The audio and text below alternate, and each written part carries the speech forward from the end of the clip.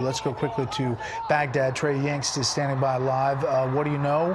What do you hear on the ground? Brett, good evening. We are still gathering information about this attack in western Iraq towards a military base that houses U.S. troops.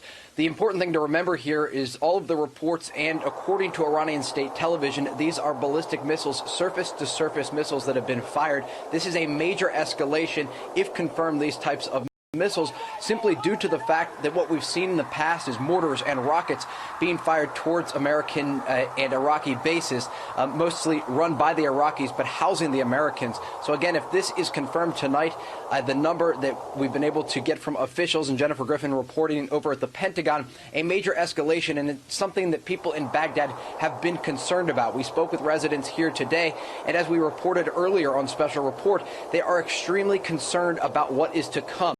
There was a sort of calm before the storm feeling in Baghdad today, because many people here have experienced this before, knowing how quickly conflict can erupt in the region. And this was the major concern, that if Iran does launch a major counterattack as a result of the Americans taking out their top military commander, Qasem Soleimani, outside of Baghdad's international airport last week, that this could evolve into a much larger conflict. We were looking at a proxy war in the region, mostly those small attacks on Iraqi bases that housed American troops, more than a dozen of them over the past 6 months. But again, ballistic missiles are a completely different thing dealing with in the region, and coming from Iranian territory, this leaves all options on the table for the Trump administration. We are getting a statement from the White House. I'm not sure if you guys have it yet, from Stephanie Grisham, the press secretary, indicating that the president is aware of the situation and has been briefed and is consulting with his national security team.